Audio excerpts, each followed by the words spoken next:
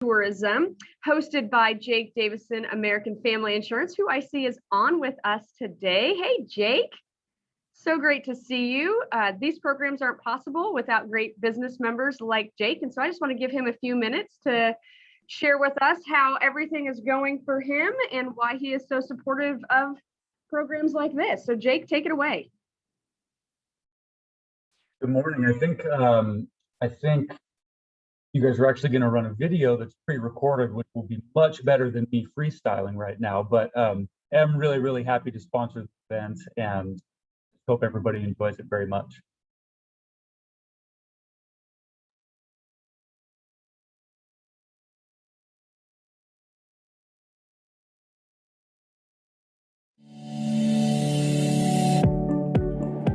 Good morning, everyone. My name is Jake Davison, and I own the American Family Insurance right here in Wenatchee on the corner of First and Chelan. We're really excited to be able to sponsor Coffee and Commerce this year. At our office, we help people with auto, home, life, business, and farm insurance. You can reach us anytime at 888-9007 or jakedavisonagency.com. We hope you enjoy the program this morning, and we'll see you at the next Coffee and Commerce.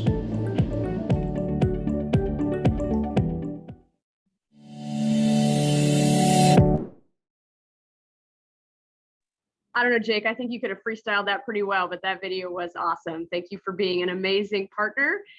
And a few housekeeping things for all of us this morning. We have two amazing speakers, panelists, presenters, conversationalists with us this morning. We're going to get to them in just a minute. But in terms of housekeeping, we do ask, and I think everybody is muted while you're not talking. There will be a part of the program when we are going to get to do questions and answers. If a question comes to you, feel free to put it in the chat during the program. We can totally keep track of those. Sasha, the wizard host that she is, will make sure that when we get to that segment, we'll be able to call on you and you can ask your questions. So thank you all for joining us this morning. I have the distinct pleasure of working with both of the individuals here with us this morning, Dave Blandford with the Washington Tourism Alliance, and then Jerri Barkley, our very own Director of Tourism Operations here for the Chamber. These two have agreed to take on the daunting task of trying to help us understand the state of tourism as we continue to respond and hopefully begin to recover and rebound out of this pandemic. And so before we jump into the meat of the program, though, both of these individuals have some pretty amazing, at least I think they're amazing, stories that have led them to the place where they are today. They have a passion for the tourism and hospitality industry. And instead of me sitting here and reading their amazing bios and all the things that they've accomplished, I've asked both of them to say, what has your journey in this industry been like? What are some of your highs and your lows, and what's kept you motivated to be part of these efforts now that we are in this pandemic? And Dave, if you wouldn't mind, we'd love to hear a little bit from you first, and then Jerri, I'll kick it over to you. Thank you, Shiloh, and great to be with you all this morning, and to work with Shiloh throughout the year, as well as Jerri and Sasha, is a real honor. So thanks for the question. I think I'll start with a more factual approach, which is I began in tourism many years ago, way back in the 1990s, working at Visit Seattle, which was called something else back then. My background, public relations, public affairs, corporate communications, but working for a marketing organization, lots of marketing. And as is often the case at a DMO, you wear multiple hats, even beyond your job description. So at many times throughout my career, I was overseeing the research, events, at one point for a few years, the ad agency, running marketing campaigns. You sort of do it all. And so I really cut my teeth on that full spectrum and multiple disciplines within a DMO, which has really served me well in my career. At times difficult, but beneficial in the end. The trajectory of my career at Visit Seattle really took me away from Visit Seattle. Interestingly enough, I ended up doing a lot of work with the old state tourism office. At one point, even had a contract to run press trips and fam trips around the state to help them with their video and photo libraries, things like that. And then working for the largest DMO in the state, we often were called to run programs beyond Seattle, beyond King County, to incorporate our partners, especially in the overseas markets where you can't just think as a single city or a single county. You've really got to think broadly, even beyond your state lines. So we often were partnering throughout the state, as well as with Oregon and Idaho, sometimes even California, in Japan, UK, Germany, the Asian markets for sure. So that's really how I got started, and what led me, I think, to the important journey of state tourism. Once the state tourism office was closed, the Uh-oh.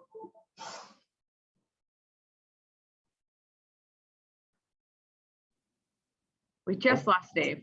Oh, there he is. He's oh, back. sorry. Okay, I'm not sure how much you missed, but talking now about the start of WTA, the Washington Tourism Alliance, 10 years ago, and the charge, I think, to find a way to fund a statewide tourism marketing program other than as a state agency. The industry said we must be industry led, and so I think that we might have thought that would take a year or two. It took 7, with a lot of careful thought, a lot of very important leaders involved, including Ms. Burgess, who was really seminal in that final push.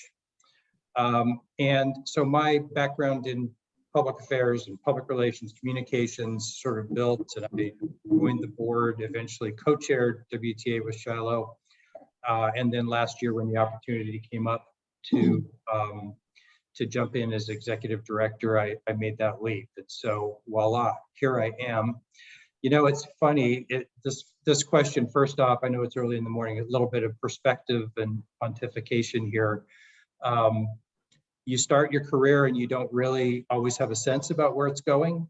The road twists and turns, but then you reach a certain age like mine and you look back and you think, yeah, it all was sort of meant to be. And I think working for state tourism when it needed me most was really what I was meant to do. So now here in this role, I have a lot of stake in the game.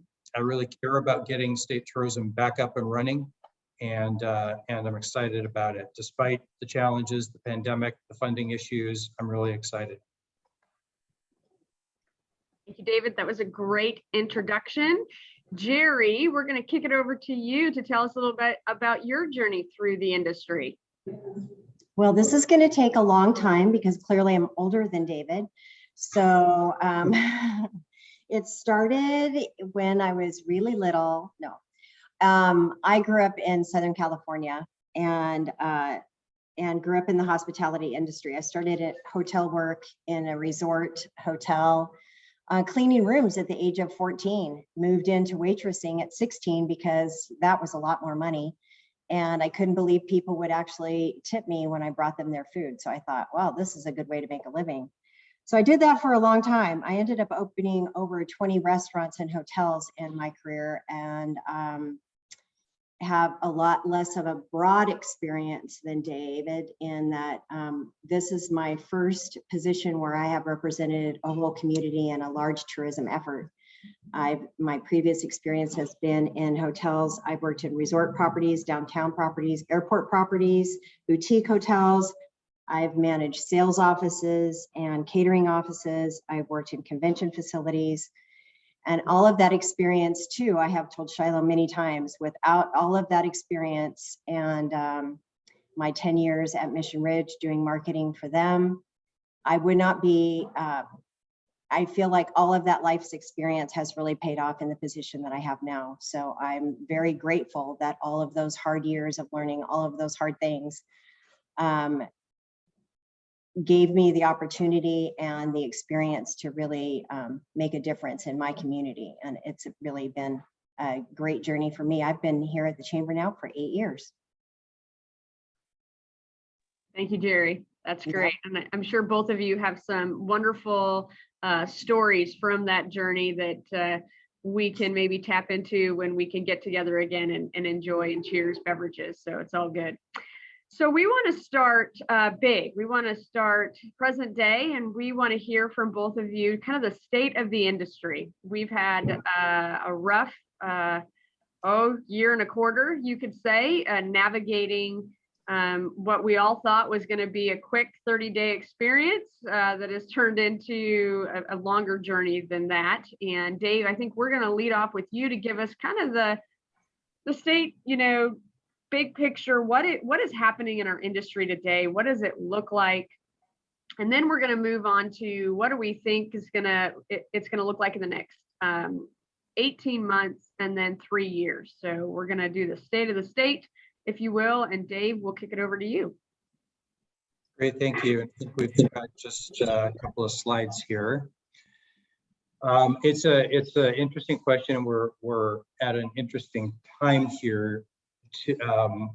We're looking at the close of 2020. I know that was 4 months ago, but we're actually tomorrow getting our annual research report for 2020, and we'll be releasing those numbers to the 39 counties and looking at bigger state numbers. So we're a day short of having that data, but I think that we can kind of come close, and then we'll look at what we've seen here in the last 4 months, the first 4 months of 2021 as well.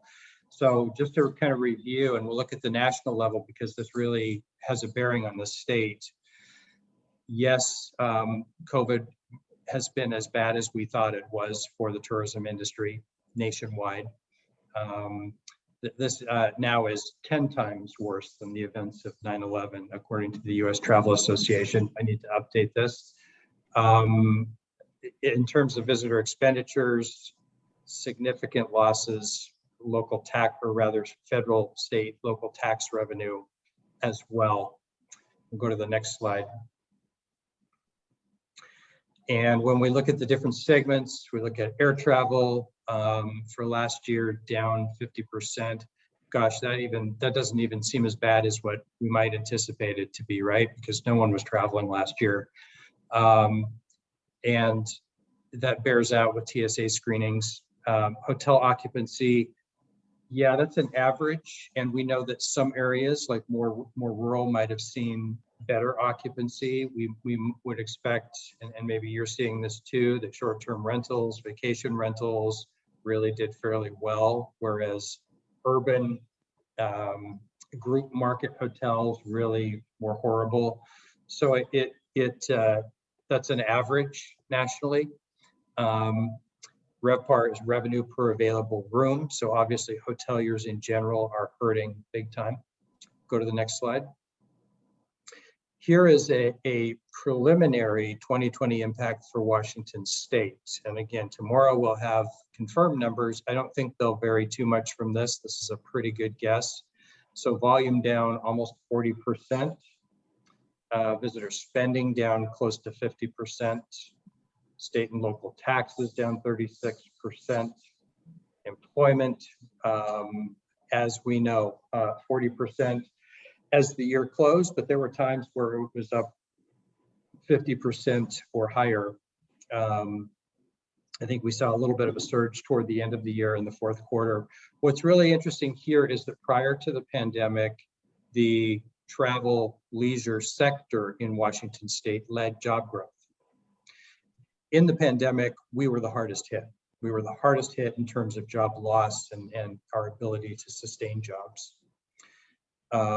So what that tells us, I think, is that when travel and tourism is robust, when we do support it, when the phases of reopening allow tourism to move forward, that the travel and leisure sector can really buoy the overall state economy. We're the fourth largest industry.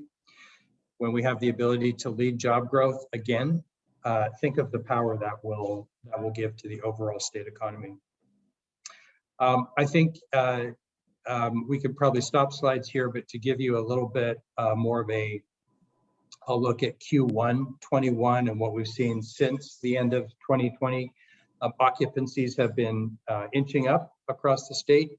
I think, again, the rural areas are seeing a little bit more improvement. Urban areas still pretty sluggish, but we're now seeing occupancies in the 40 percentiles, which is really good. If you look at Seattle, they were down in the teens, sometimes below 10 at the worst parts, which is just awful.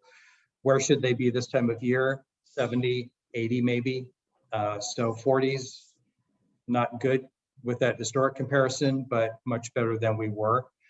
When you look at airlines, load factors definitely inching up, and we've even seen lines at TSA this spring. April was a high point. We saw the highest TSA volumes, as well as the highest passenger volumes at our Gateway Airport, SeaTac or STA. About half of what they should be, but still that's pretty good. What we're really looking at now would be the phases of reopening, and do some counties roll back, and we'll have that news on Monday, I believe. So a lesson to us all that we've made some improvement, but it's not a straight northeast pattern on the graph. It's more of a roller coaster. I think that's going to continue. The general pattern is reopening, but still some twists and turns here. Thank you, David. Jerri, can you tell us a little bit about the state of the industry locally? Yeah, I'm going to piggyback on a couple of points that David made because they follow the same trajectory for us locally. We also, our industry in the last, from 2009 to 2019, contributed a significant amount of job growth in our region, the fourth largest employer. And also in January, we started to see an uptick in occupancy. Our occupancy in rural areas, as he mentioned, was not as devastating as it was in the larger markets like Seattle. So in as much as the numbers I'm going to share with you are catastrophic, they aren't as catastrophic as that, but to a small community like ours, they've made a large impact. Our loss of jobs was 2,500 jobs in the Wenatchee MSA, which is Wenatchee and East Wenatchee. So that is a significant amount of our population that was and continues to be out of work. We lost a valuable asset in that workforce that was trained and ready to deliver good service, and they're not returning. And that's a huge concern to me, because that's something that I don't know how we're going to recover. And I don't know what David's thoughts on that are, but I'm hearing that statewide is that they're having trouble rehiring now. So loss of revenues, we dropped 18%. I'm sorry, our occupancy dropped 20%, and our average daily rate dropped 18%. So we went from $104 a room to $84. So that room rate, David, is pretty surprising to you probably, because I think your average daily rates in Seattle were a little more significant than that. Our marketing budget, as a result of that, dropped about 40%, and we lost $2 million in revenue in the loss of convention business here locally. Our overall visitor traffic was down 29%. And as I mentioned, our overnight visits were down 21%. Locally, 273 additional rooms were added to our inventory in 2019. We started at 1,400 rooms. So in 2019, we added 273, and we'll add another 307 rooms this year. So that's a 580 room increase in the last 2 years during this, and then you add some catastrophic wildfire events, and we've got a lot of work to do, and we've been hit pretty hard. On the upside, in 2020, significant increases were made, financial investments were made in our local region, which included the expansion of Mission Ridge, which had a record year. So I see you, Tony, congratulations. But Mission Ridge was a highlight of the year. If you guys weren't watching it, it could definitely put a smile on your face to see something positive happening. The Rocky Reach Discovery Center, which will open in August, is a $7.5 million investment. That Discovery Center will be open year round. And I think will have a significant impact in our economy and our ability to attract visitors. Omi Gardens is now open and has also already started setting records over 2019. So not just over 2020 and they're closed. over 2019 in their actual operation. Our trail system expansion continues to be an exciting improvement here, and we'll touch on this later, but the TREAD app and those significant technological advances will continue to pay off for us as visitors continue to come to our region. So that's kind of the state of where we're at, I think. That's great, Jerri. Just Dave, to put into perspective a little bit for you in terms of job loss, in our area in a decade, we grew 6,100 jobs in a decade, which isn't a ton, yeah. But in 10 months, we lost half of those. And the bulk, so we lost a little over 3,000 jobs. And the bulk of them, as Jerri said, 25 was in the leisure and hospitality industry. Yeah. And so how we help that industry recover is one thing, but if we don't have employees to staff them up, that's going to be the next wave of challenge for the industry for sure. And so as we move through, I know WTA has incredible partners with the Hospitality Association, the Retail Association, the Association of Washington Business. You've done an amazing job this last year cultivating those relationships, as tourism has been top of mind for not only the legislators, but our partners around the state, because it touches every community and is such a great economic enhancement for many communities. So let's look ahead a little bit, if you don't mind, to the next 18 months, right? And if everybody had a crystal ball, it would be great if we could just say, oh yeah, this is what's going to happen, yay. But you know, we try to do our best. We try to make those plans, but as we're looking at trends, as we're seeing some travel come back, we know we've got a lot of consumers out there that this is what they're thinking about. They're dreaming about the places that they want to go this year and hopefully in the year to come, whether it's because the poke in the arm has given them more confidence, whether they're, you know, just over it, I don't know, but the next 18 months is going to be crucial for the industry. So again, we're going to start with Dave and just see, what do you see happening not only for the industry, but even WTA? What's going to be the focus for the next 18 months? Robust consumer demand will continue. We've seen that demand before COVID, throughout COVID. We know now that travel consumers are not just dreaming about travel, but actually booking more on the longer range, sometimes spur of the moment. So the patterns are a little bit different, but there is demand there, and that's good news for all of us. We're really waiting on reopening and protocols and what's allowed, I think, to really facilitate that demand. Leisure grows faster than group travel, which makes sense. I think it's going to take quite some time, all of that 18 months, really until we get into 2023 to see meetings and conventions really return to what they were. Even then, I think there's a longer road depending on the group size. Larger is harder. I think I think as mentioned, this summer, we're going to see that gradual increase. You're going to see excitement about travel. It's the warm weather season. We certainly are going to see some road trips, some family gatherings, friend groups, those kinds of things, just as all the consumer sentiment and the data that we all look at every day indicates. We will see that. We have such a great state to allow that kind of travel around the state too. So we hope that means some good things.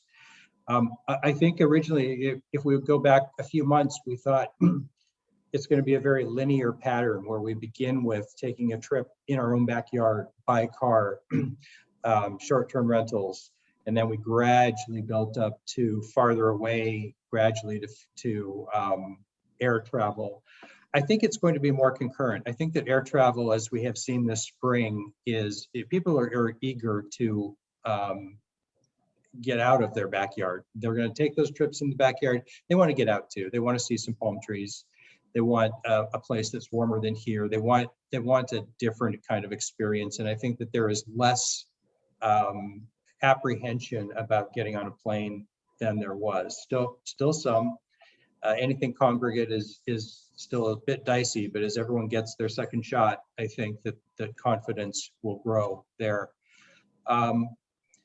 I think the last thing I'll say, it goes back to the last question, and I was thinking about what Jerry was saying about hospitality staffing. And Jerry, you have such a great story. That's amazing that you opened so many hotel properties and you were at the front of that kind of business operation, and you must know it so well. But we all are getting a really good lesson in the business model of hotels and restaurants and other businesses, aren't we? And I think that's not a bad thing. I think the world didn't understand that before. You could say that many public officials didn't quite understand that before. These businesses can't just turn on a dime. Operationally, they have a lot to do, to plan, to staff up, and then just finding those workers who maybe still are collecting unemployment checks. Why would they make the move? Why would they be available? Have they looked at other careers besides this that are a little bit more stable? There's all kinds of pitfalls here for hospitality businesses that really only we in this industry fully grasp right now. So I've seen some news stories on that recently, which is helpful. Thank you, Dave. Jerry. So 18 months. So David, WTA will be key in our recovery for sure. I think what the state is working on now, and I get kind of emotional thinking about it because the timing couldn't be better, or more timely, but as being without a state tourism effort for 10 years and having it be able to start to launch now could not have been better timing for post-pandemic recovery, because this is just key to us, that the state has a tourism message. The state can help shore up these smaller rural communities and really get a message out to domestic travel, which I think will be key in our recovery for the first 18 months for sure. So WTA is key to us in expanding our reach. But I also know every community in Washington is thinking the same thing that I am, which is, okay, we're gonna just hang our little fish hook into WTA and they're gonna take us places, but we're gonna have to do some of that work ourselves. As part of the Trails and Lakes region, we are part of Okanagan, Chelan, Douglas, Grant, and Kittitas counties. So that's our region. And we're lucky enough to be able to have the TREAD map app up and running as part of a pilot project by Memorial Day. And that is something we're doing in partnership with WTA. And that, I think, will move our community forward safely and also help move the state forward. Hopefully this project will prove some viability in the opportunity for us to promote Washington State as an outdoor rec area, a region that is rich in those resources. And then an app like TREAD will help move people safely through the entire state. And when one is compressed, you can promote another. When one trailhead is compressed, you can promote another. And that helps us move people through safely. And safety will be key, whether it's in 18 months or 3 years. Safety will continue to be a primary driver in tourism. Outdoor assets will continue to be key during this period. People will begin traveling. The Longwoods International firm that does reporting for the state just put out another survey. 87% of the travelers plan to travel within the next 6 months. So we know they're going to do it. 35% are factoring in coronavirus when they're making decisions about traveling. So they're looking for safe places to go. Finances are only contributing at 18% in their decision making. So obviously money is not an object. They're going to travel as long as it's a safe place and it's a place that they want to go. 81% are ready for their community to be open to travelers. So I thought that was really fascinating, because I was really concerned about what's our community's comfort level about bringing people in. So hopefully that follows the survey results. Sports tourism will be slow to return, just like convention business. I think sports tournaments and those kinds of things will be a little slower based on current restrictions, and they demand some extra planning time for the organizers and facilities to become ready. So we're still not in a phase for any of that. With decreased hotel stays and average daily rates, our local tourism budget has decreased, but locally Our Tourism Promotion Alliance stepped up and increased their collection per room night from $1 to $2. So our marketing budget for this year looks good. And I think that's poised us to position ourselves in a good place with the state as they start to kind of help us along. A community-wide strategic planning process will focus on recovery and the next 3 years, and that will start the first week of June. So locally, I'm looking forward to bringing the community leaders together to talk about what do we want from tourism and what does the community want from us. Partnerships will continue to be really important. Our regional port, our counties, our cities, and those economic development people that love our area and want to develop it. Tourism is still key in that effort. People who come and visit our communities fall in love with it and want to stay. And I think that's will continue to be a leveraging point for us. But that's my crystal ball for 18 months. Well, I'm going to take. I think you're right. I think you're right in sync, Dave. So yes, go ahead. I think I know what you're going to say. Yeah, I neglected to talk about WTA specifically, but Jerry had such a good entree into it, and we're building right now. We've used the pandemic to build programs, everything from websites to a destination brand, to campaigns that are poised in the coming weeks, and then campaigns beyond that that take us to the next level. The focus here very much is domestic. It will be in-state to begin, but we'll very quickly go to Northwest feeder markets, California. As we look at national, there'll be markets that really make sense for Washington. Global overseas is later. It's going to take time to really access those markets. And even then, we're building in our funding, and we don't. What we're really poised to do now is really drive domestic travel. Jerry mentioned the importance of partnerships. You bet. That's the way WTA will work too with all of you. It just makes sense. We have to work together. We have to amplify. We don't have the kind of budget where we can just run billboards all over the country. Not that that would be a good strategy anyway. The smarter marketing now is digital, it's partnerships, co-op programs. That's what's really going to build us back quickly. So look for those programs to really build throughout the spring and summer, and we'll be talking with all of you much more. I'm surprised you didn't make the big announcement, which I think most of them have heard, and it's probably because the ink hasn't dried, but we worked really hard, as you mentioned, to bring back a statewide tourism marketing program. Had just been incrementally proving that case, doing really great groundwork. A pandemic hit. We didn't waste a crisis. Dave, what happened?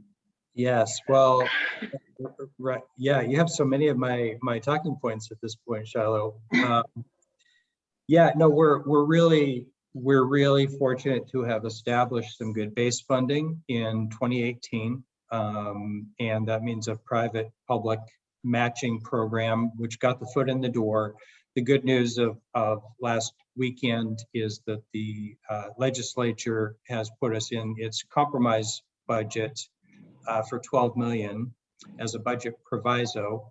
That is for recovery programming, which is marketing for the state, among other things. And we worked very hard throughout the past several months during the session, before the session, to underscore the need of the whole industry, that visitation doesn't just happen. You do have to market it. You do have to sustain those programs. You do have to have the wherewithal to work with travel suppliers and DMOs and visitor businesses throughout the state. So we're thrilled at that. And yes, when the governor signs, we'll have one of those little mini fans that dries the ink as quickly as we possibly can.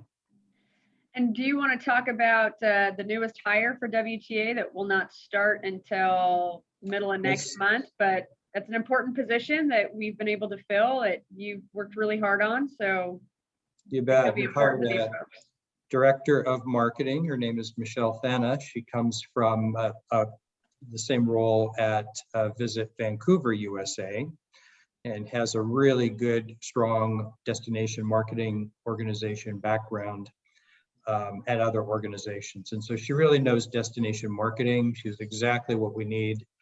right now at this juncture, very strong on data, consumer analytics, everything digital. That's going to be our strategy and marketing forward. And so she's the right person to implement that. Just how else does WTA work? Well, we're hiring people. We also are working with a really smart web development firm to take our website to the next level.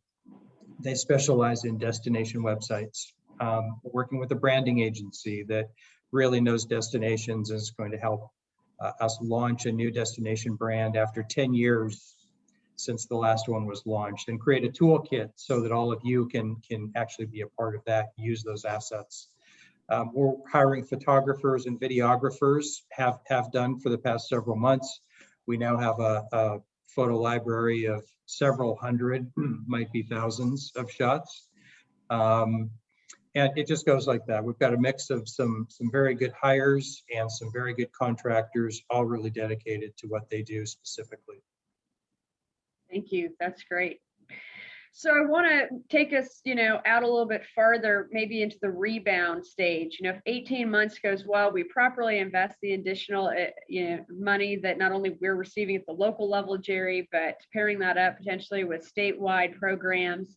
And we get past this nasty little bug, and life starts to feel like a better reflection of what the old normal looked like in terms of, I get to see everybody's face in person, and I'm not so scared to be in a large group. And I do want to get out and explore not only the outdoors, but museums and theaters and all of those great places. How are we setting the foundation, or if we, could make this look the way we wanted to in 3 years for this state, where would we be, Dave? And locally, Jerri, where would we be? So it's a little bit of dreaming here. Right, let's get us hopeful and optimistic and excited for the future, because we're all in this business for a reason. So, what are the things we potentially could have in store for us if we come out of this well and are smart? Well, I think that the state is so well poised to attract visitors from every market. We're in the heart of the Northwest, and our feeder markets are strong. We know from research that Washington is seen as a desirable location.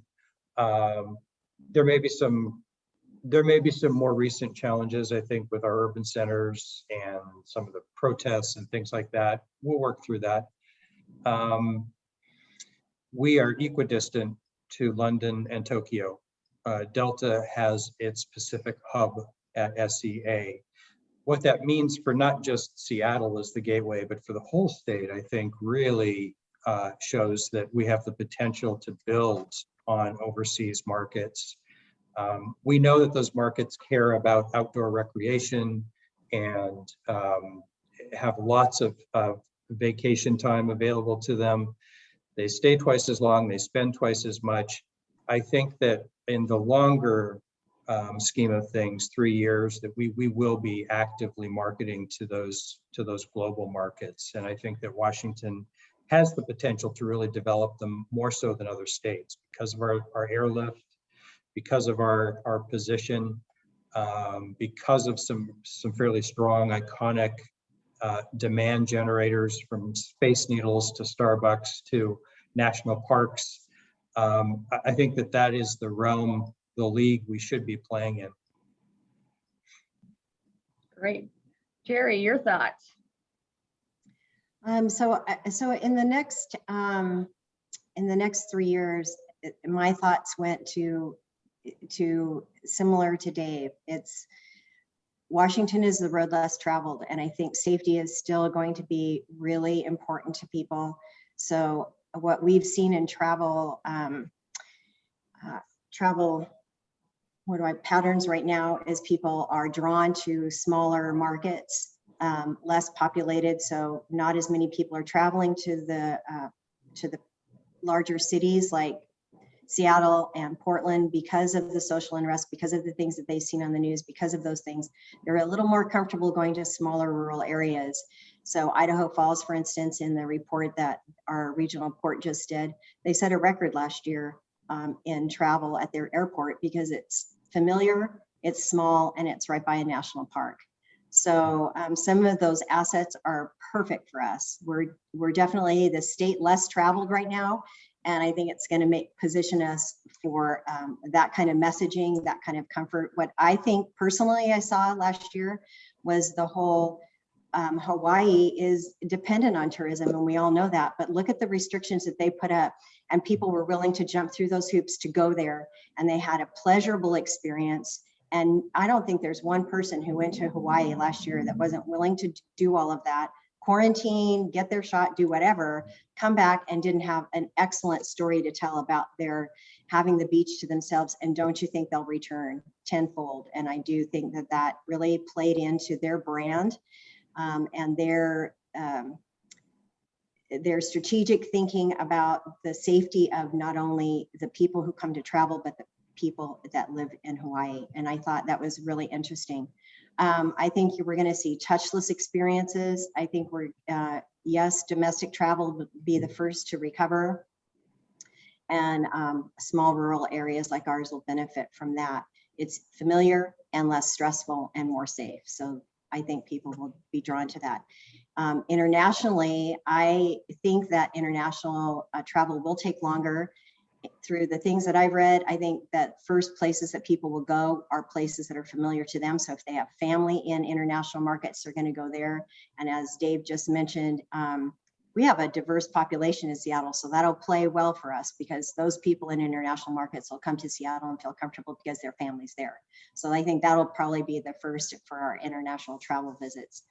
Sustainability for the planet and our community.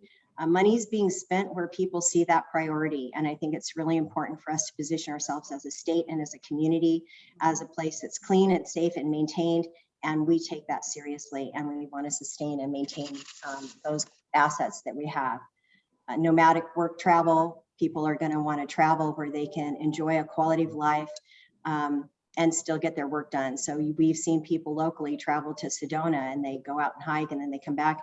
And I'm sure that that's playing in their minds of when I want to make a choice about my next home investment, where am I going to want to live? Do I want to live a quality of life like that? Or do I want to go back to a larger city? Or what do I want in life? So I think we're going to see a lot of nomadic travel where people are actually like trying to decide what their quality of life and next steps look like and where they'll make those changes. Small venues, again, outdoor assets. We're well positioned to be one of those smaller community quality of life choice and a great place to visit. I think people are looking for more experiences. So again, Washington State and our region are positioned for, well positioned for those experience travel, whether it's food, whether it's trailheads, whether it's bike tours. I don't think you're gonna see the same historic bus tours where people load on and do that kind of thing. We're going to have to restructure that, but I see an opportunity in the next 3 years for us to create more pod-like travel or a smaller group or even individuals. I think there's going to be a lot more solo travelers, people just traveling on their own, leisure hospitality industry. I see it poised for a huge difference, and maybe it'll return to like we've seen the pendulum go, right? When I was growing up, the hospitality industry is where you worked your way up and you learned all kinds of skills and lessons in business because you had the opportunity. And then the workforce for hospitality changed. And I always thought locally, it's interesting that teenagers don't want to work in the hospitality industry. Where are those young people? And maybe that'll shift now. Maybe that'll be the opening for them to get back into the hospitality industry and learn some of those soft skills and things like that, but I don't know. Travel agents, I think that is also going to be another something that's really important because they provide expertise in areas that you haven't traveled before. So I think there's going to be a little bit of comfort in people looking for an expert to navigate through what are their restrictions there? How do I navigate the airport? How do I get, this? How do I get that? And then cancellation policies and refunds. So I think there's going to be an added value to travel agents, especially for international travel. But those are some of my thoughts for the next 3 years. Those are really comprehensive thoughts. We're really well said. They were really well said. She is a very comprehensive girl, that one. You know, I will say, looking at getting to sit in both worlds, right? Getting to be the current chair for WTA and then getting to be part of this organization, also like Jerri, for the last 8 years.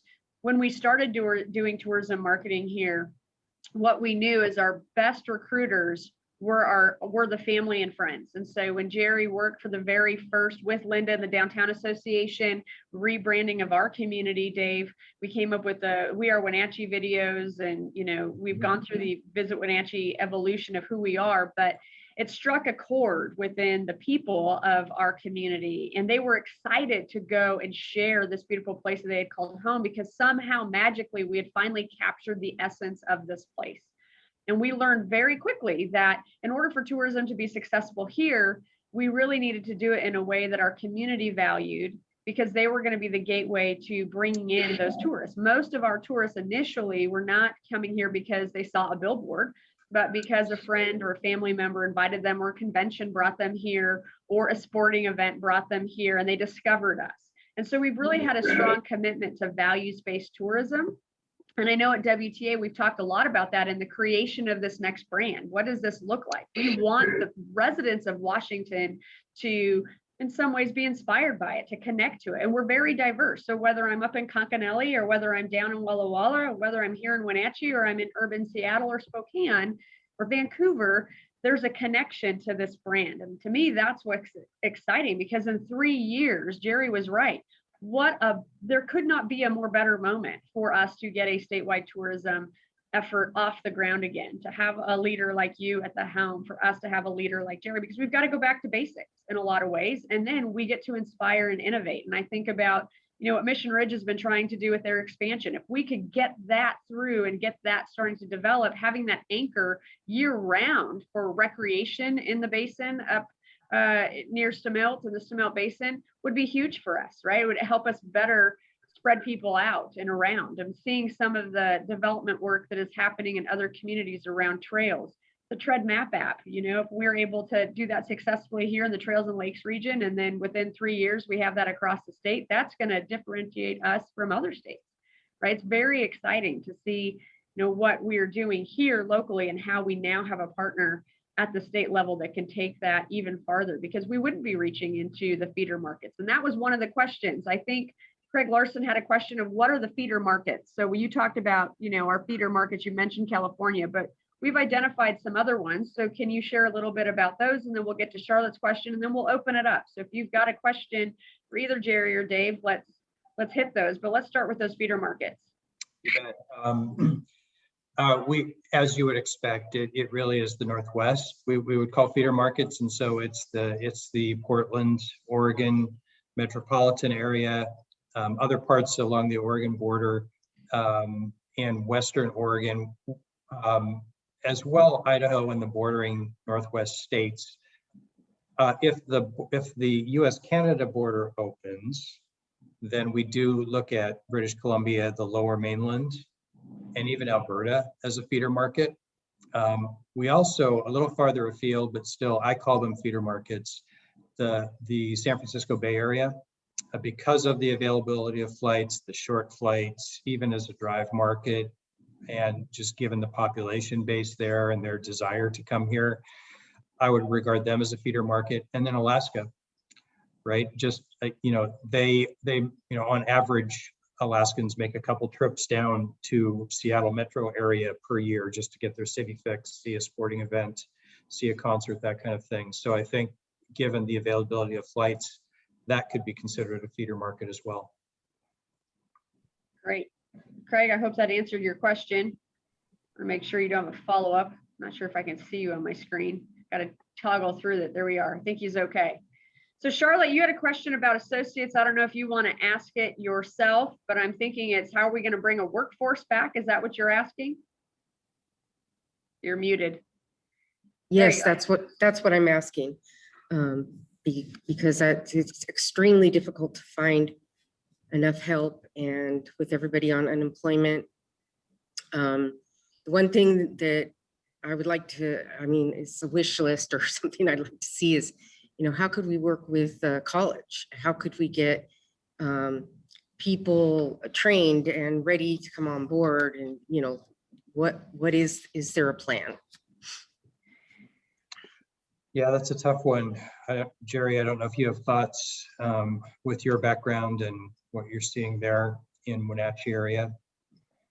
I haven't really, and thanks for asking that, Shar. I haven't really spent any time talking to the college about hospitality programs. There is one at Central Washington University that I'm aware of, but again, going back to my past, I can't think of a better job as you're trying to work your way through college than working in the hospitality industry, because the hours are flexible.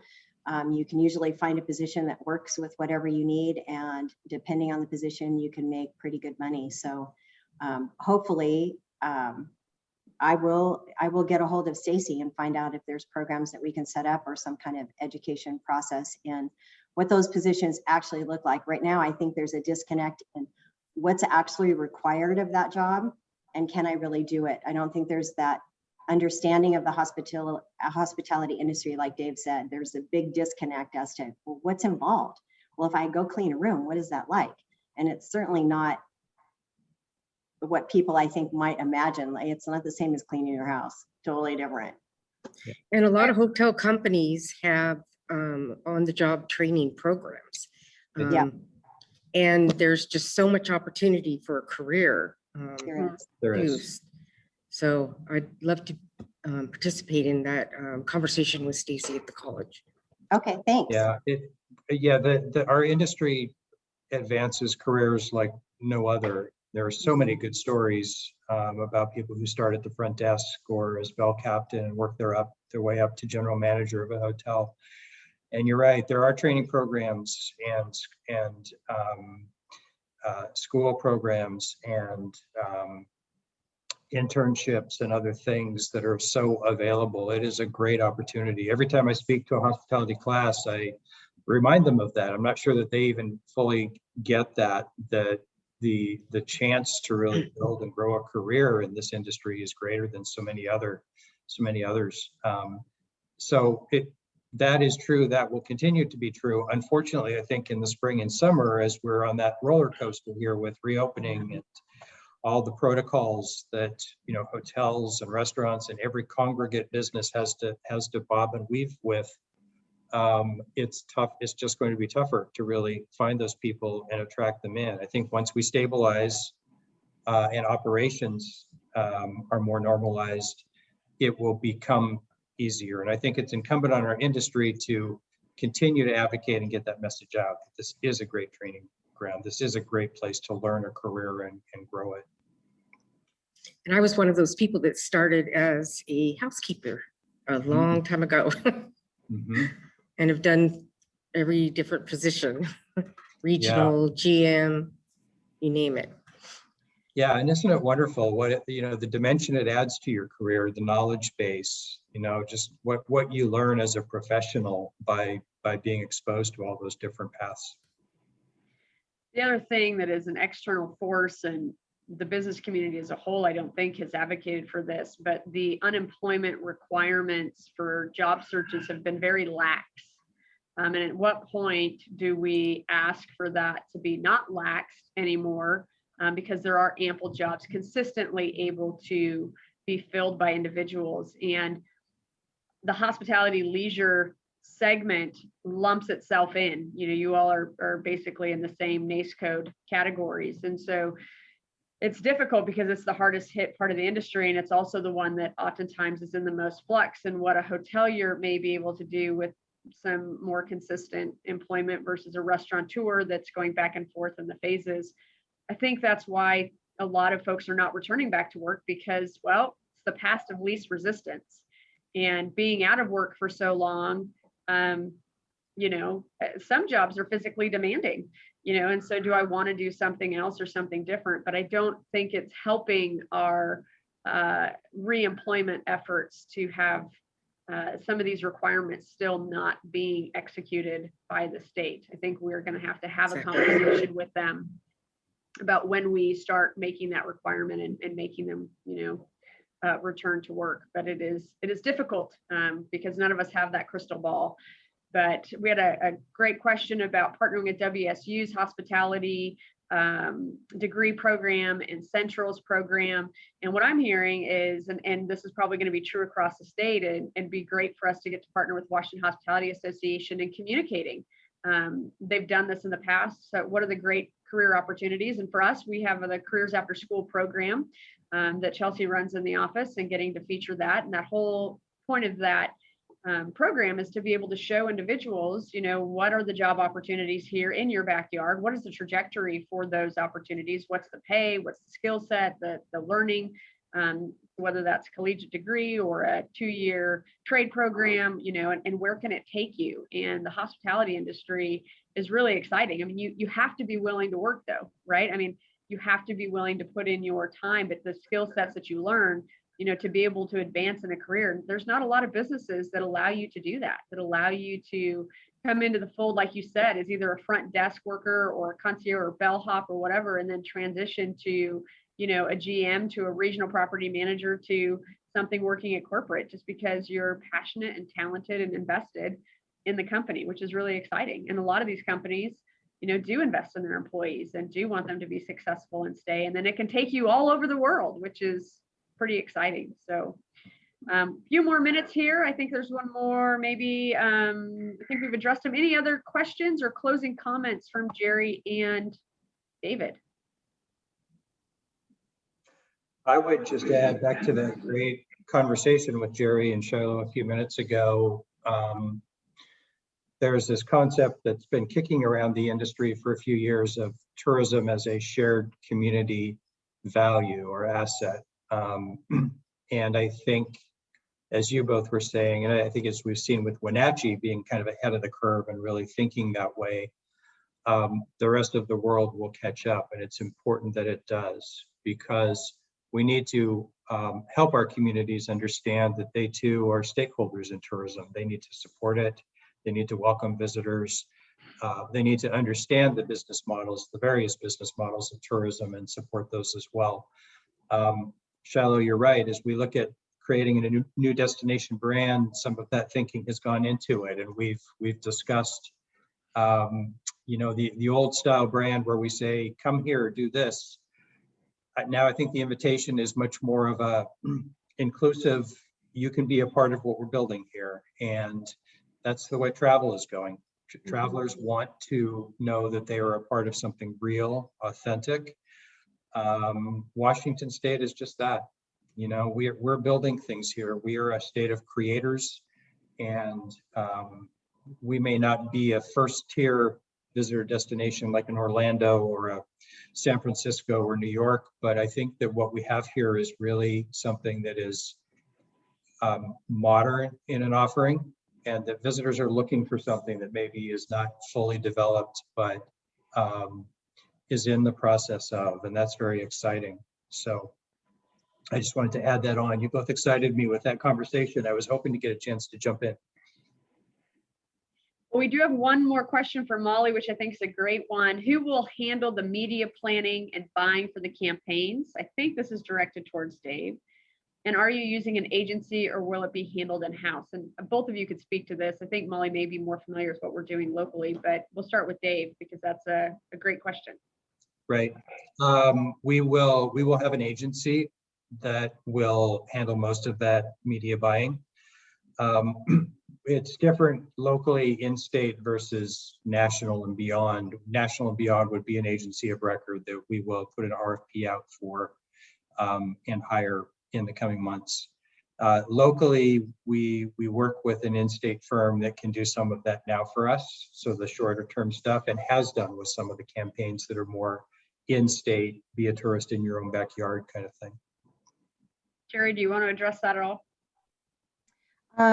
Well, I don't know if she's interested in locally, but we do use a media buyer also. The benefit of using a media buyer is the opportunity for them to actually vet all of the stats from a medium. So let's say Seattle Met, you want to advertise there. They have the opportunity to really delve into what that publication has to offer, or how many impressions, and then balance that against digital and do all of that and be kind of a gatekeeper. If you're open to to the media and you're doing media buying yourself, it can be rather time consuming, rather confusing. And sometimes the delivery of the information is similar to looking at pie charts. It depends on the twist that they're trying to give you. So a media buyer is worth their weight in gold if you can find one that really works and understands your brand, understands your voice, and can wade through that media stuff. So we definitely see a value in a media buyer. Plus, our target market here locally is the Seattle area, and I don't live there, so it's hard for me to kind of say, oh, well, this is the radio station and this is the thing that you want to do. I don't have that, and they live in that area that allows them to be inundated with media messages all the time and help me find a way to break through all of those media messages that those poor people in Seattle have to deal with on a daily basis. Dave, I don't know how you do it. Well, we are at time. Thank you all for joining us today for this Coffee and Commerce brought to you by Jake Davison, American Family Insurance. Jake, thank you for being with us and listening.